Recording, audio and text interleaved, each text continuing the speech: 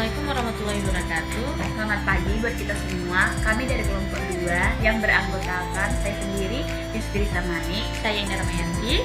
Nah, di sini kami akan menjelaskan bagaimana analisis protein pada pangan. Nah, di video kali ini untuk memenuhi tugas mata kuliah analisis zat gizi pangan.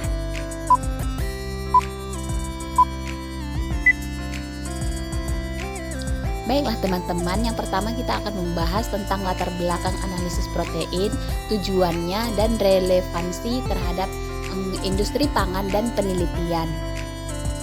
Nah, protein sendiri adalah salah satu komponen utama dalam makanan yang berperan penting dalam pembentukan jaringan tubuh dan fungsi metabolisme di tubuh kita. Nah, analisis protein ini dalam pangan sangat penting untuk menentukan jumlah dan kualitas protein yang terkandung dalam makanan. Nah, di dalam analisis ini nanti kita akan mengerti, misalnya kita menganalisis sebuah makanan gitu kan.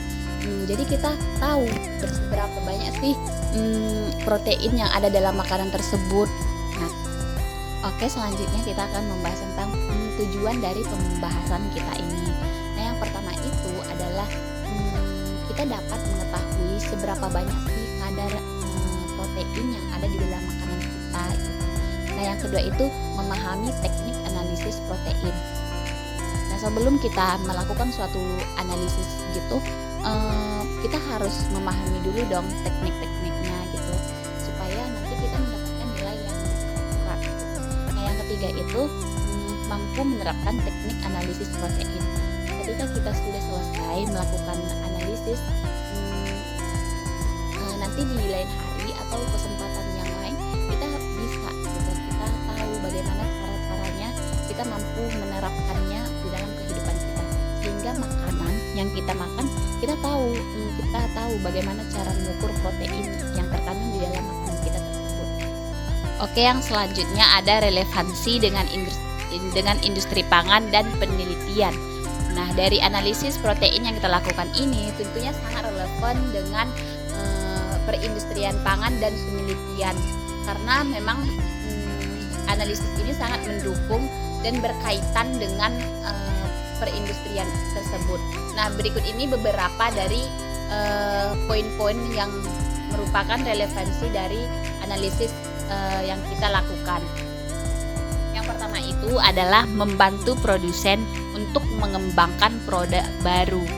Nah, jelas ya, ketika si perindustrian pangan tersebut telah mengetahui sumber-sumber protein yang tinggi dari suatu makanan, maka mereka bisa mengembangkan suatu produk baru yang memiliki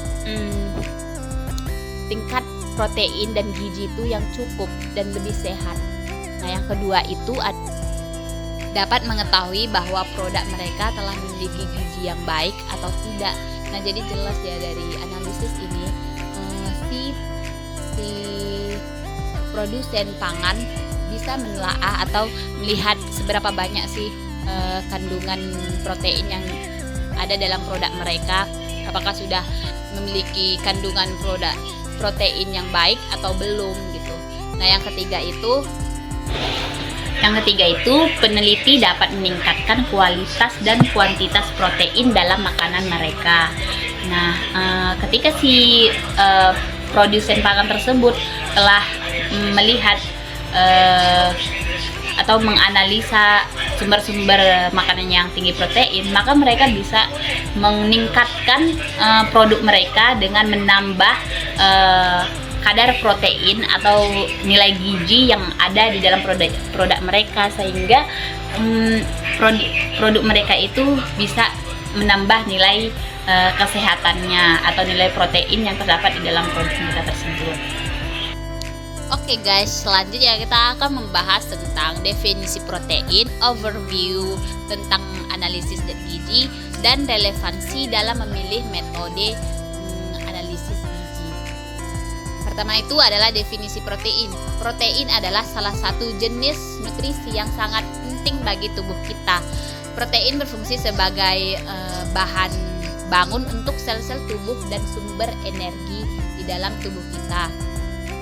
Selain itu, protein juga berfungsi untuk pertumbuhan hormon, enzim, dan membantu metabolisme di dalam tubuh kita. Nah, sumber dari sumber makanan protein itu biasanya sering didapat itu dari kacang-kacangan, daging, susu, dan lain sebagainya. Selanjutnya itu ada overview. Analisis gizi protein adalah analisis yang dilakukan untuk melihat jumlah atau kandungan protein dalam suatu makanan. Nah, jadi di analisis ini kita akan melihat seberapa besar kandungan protein yang ada di dalam makanan.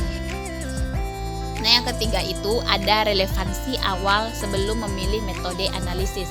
Nah, sebelum kita melakukan analisis, tentunya kita akan memilih metode yang sesuai dengan bahan makanan yang akan kita analisis, sehingga hasil yang kita dapatkan nanti akurat sesuai dengan yang diharapkan gitu. Nah, berikut ini saya akan menyebutkan beberapa poin-poin yang perlu kita ketahui dalam melakukan atau memilih suatu metode. Di antaranya adalah menentukan tujuan analisis yang akan dicapai. Nah, yang kedua itu memilih metode analisis yang paling sesuai dengan bahan pangan yang akan kita analisis. Nah, yang ketiga itu mempertimbangkan sifat sampel yang akan dianalisis. Oke teman-teman, penjelasan selanjutnya ada dasar metode analisis protein. Nah, yang pertama itu ada metode Kjeldahl. Nah, metode ini adalah metode analisis protein yang paling umum digunakan. Metode ini melibatkan penghancuran sampel dan pencernaan dengan asam sulfat untuk mengubah nitrogen organik menjadi amonia. Nah, selanjutnya itu ada metode Dumas. Metode Dumas sendiri adalah metode analisis protein yang menggunakan pembakaran sampel pada suhu tinggi untuk menjadi nitrogen oksida. Nah, selanjutnya itu ada metode Buret. Metode Buret adalah metode analisis protein yang melibatkan reaksi antara protein dan larutan Buret untuk membentuk kompleks biru violet. Yang selanjutnya itu perbandingan metode secara garis besar. Dari metode-metode yang telah saya singgung sebelumnya itu, ternyata mereka itu memiliki perbandingan yang berbeda-beda gitu. Salah satunya ada keakuratan. Jadi dari setiap metode-metode itu memiliki keakuratan yang tertentu gitu. Dan kedua itu ada waktu dan biaya. Dari setiap metode tersebut memiliki waktu yang berbeda-beda gitu. Ada yang misalnya metode Kjeldahl, dia memiliki waktu yang sangat lama dalam analisis tersebut. Nah, ada juga yang metode lain mungkin analisisnya itu cepat gitu, dan ada juga kesesuaian sampel. Jelas ya, ketika kita melakukan analisis maka kita akan melihat terlebih dahulu atau menyesuaikan sampel. Misalnya sampel makanannya, jenis makanannya basah seperti ini, seperti daging gitu kan. Jadi kita itu bisa memilih metode mana yang cocok untuk menganalisis sampel daging gitu. 4. Metode Kjeldahl. Dalam metode ini kita akan membahas yang pertama prinsip metode, yang kedua prosedur dan bahan kimia yang digunakan, yang ketiga kelebihan dan keterbatasan metode. Pada kali ini saya akan menjelaskan apa sih prinsip metode Kjeldahl. Metode Kjeldahl memiliki prinsip yaitu bahan organik yang ada di dalam sampel dideskripsi atau dipecahkan menggunakan asam kuat, yaitu asam sulfat, dan ditambahkan dengan katalis untuk mempercepat reaksi. Yang kedua, prosedur metode Kjeldahl meliputi beberapa tahapan. Yang pertama, pencernaan sampel. Sampel yang akan dianalisis dicerna dengan asam sulfat pekat dan dikatalisator seperti tembaga dan selium. Pencernaan ini dilakukan oleh labu leher bulat yang dipanaskan hingga sampel terurai menjadi senyawa nitrogen organik. Yang kedua ada destilasi. Setelah pencernaan, senyawa nitrogen organik diubah menjadi amonia dengan menambahkan larutan nitrogen hidroksida. Amonia yang terbentuk kemudian didestilasi dengan menggunakan air dan ditampung dalam larutan asam borat. Ketiga, titrasi. Larutan asam borat yang mengandung amonia kemudian dititrasi dengan larutan asam sulfarat untuk menentukan jumlah amonia yang dihasilkan.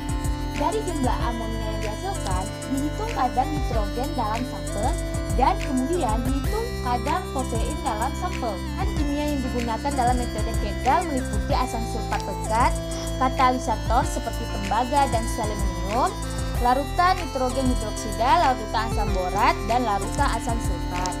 Yang ketiga, kelebihan dan keterbatasan dari metode Kedal adalah yang pertama kelebihan akurasi yang tinggi dan dapat digunakan untuk berbagai jenis sampel. Namun keterbatasan dari metode ini adalah waktu dan biaya yang dibutuhkan relatif lebih besar dibandingkan dengan metode analisis protein lainnya. Kelima, ada metode Dumas. Apa sih itu prinsip dasar metode Dumas itu? Adalah mengubah nitrogen organik dalam sampel menjadi gas nitrogen yang kemudian diukur dengan menggunakan detektor gas. Proses metode Dumas meliputi beberapa tahap, yaitu yang pertama, pemanasan sampel. Sampel yang akan dianalisis dipanaskan dalam lingkungan yang menggunakan gas oksigen untuk mengoksidasikan nitrogen organik dalam sampel menjadi gas nitrogen. Yang kedua, penangkapan gas nitrogen.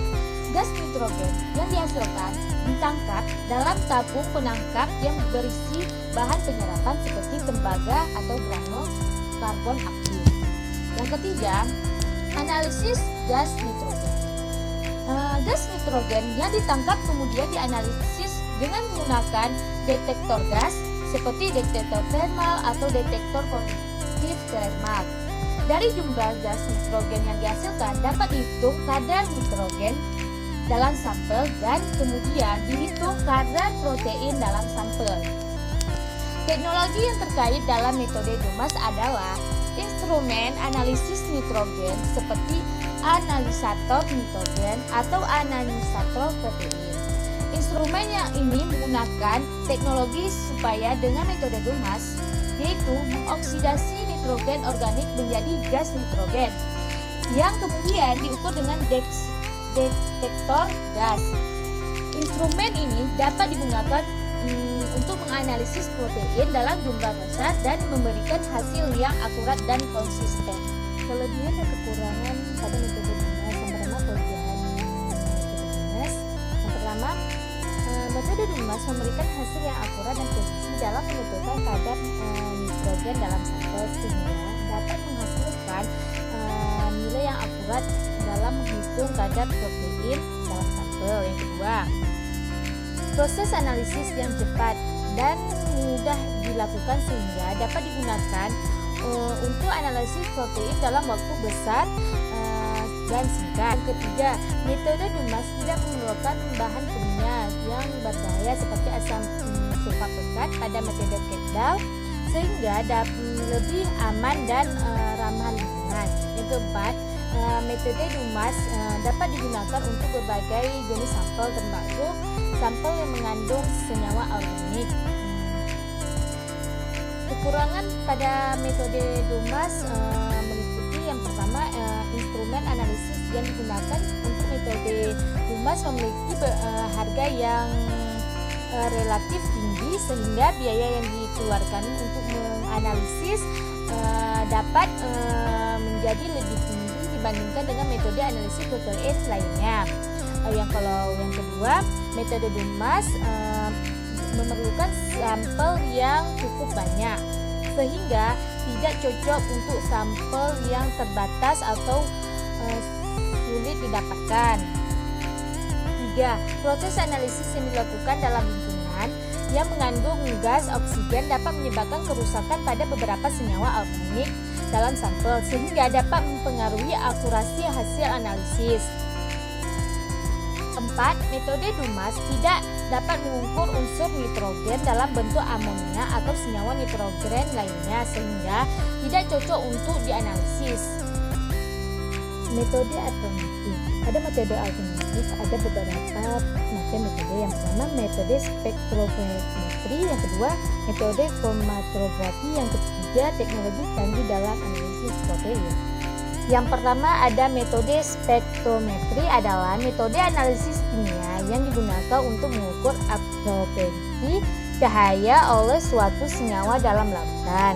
Metode ini dapat digunakan untuk analisis protein dengan mengukur absorbansi cahaya oleh ikatan peptida dalam protein pada panjang gelombang tertentu. Kelebihan dari metode spektrometri ini adalah dapat digunakan untuk analisis protein dalam jumlah kecil dan dapat memberi hasil yang akurat dan cepat. 2. Ada metode kromatografi, adalah metode analisis kimia yang digunakan untuk memisahkan dan mengidentifikasi senyawa dalam campuran. Metode ini dapat digunakan untuk analisis protein dengan memisahkan protein berdasarkan sifat fisikokimia seperti ukuran, muatan, dan afinitas. Beberapa jenis kromatografi yang digunakan untuk analisis protein adalah kromatografi penukaran ion, kromatografi afinitas, dan kromatografi ukuran eksklusif. Kelebihan dari metode kromatografi ini adalah dapat memisahkan protein yang sangat baik dan memberi hasil yang akurat dan persisi. Yang ketiga ada teknologi canggih dalam analisis protein, adalah instrumen analisis protein yang digunakan teknologi terbaru untuk menghasilkan hasil yang akurat dan cepat. Beberapa jenis instrumen tersebut adalah seperti spektrometer massa, spektrometer NMR, dan instrumen analisis protein berbasis mikrofluida. Instrumen-instrumen tersebut digunakan untuk analisis protein dalam jumlah besar dan memberikan hasil yang akurat dan konsisten. Kelebihan dari teknologi canggih dalam analisis protein ini adalah dapat memberikan hasil yang akurat dan cepat serta dapat digunakan untuk analisis protein dalam jumlah besar. Namun, biaya yang dikeluarkan untuk membeli dan mengoperasikan instrumen tersebut dapat menjadi yang sangat mahal. Jadi yang pertama adalah studi kasus menggunakan metode berdasarkan jenis sampel, yaitu seorang peneliti ingin menganalisis kadar protein dalam susu sapi. Ada beberapa metode analisis yang dapat digunakan seperti Lowry dan metode Bradford. Pemilihan metode yang dapat terjadi tergantung pada jenis sampel yang akan dianalisis. Kemudian jika sampel susu sapi yang akan dianalisis adalah sampel murni, maka metode Bradford dapat digunakan. Metode ini melibatkan penghancuran sampel dengan asam sulfat dan pemanasan yang mengubah protein menjadi amonia. Amonia kemudian diukur dengan filtrasi. Namun jika sampel susu sapi mengandung banyak zat lain, maka metode Lowry atau Bradford mungkin lebih cepat. Metode Lowry dan Bradford mengukur absorbansi cahaya oleh protein dan sampel. Kemudian yang kedua, analisis situasi dan pembuatan keputusan. Kemudian setelah mempertimbangkan jenis sampel dan metode analisis yang tersedia, kemudian memutuskan untuk menggunakan metode Bradford untuk menganalisis kadar protein dalam susu sapi. Metode Bradford lebih sensitif dan spesifik dibandingkan dengan metode Lowry. Kemudian peneliti mengikuti prosedur metode Bradford dengan hati-hati dengan menggunakan absorbansi cahaya panjang pada gelombang tertentu. Hasil analisis menunjukkan bahwa susu sapi mengandung 3,5 gram protein per 100. Nah, kemudian yang ketiga yaitu diskusi dan perbandingan hasil analisis dapat dibandingkan dengan standar yang telah diterapkan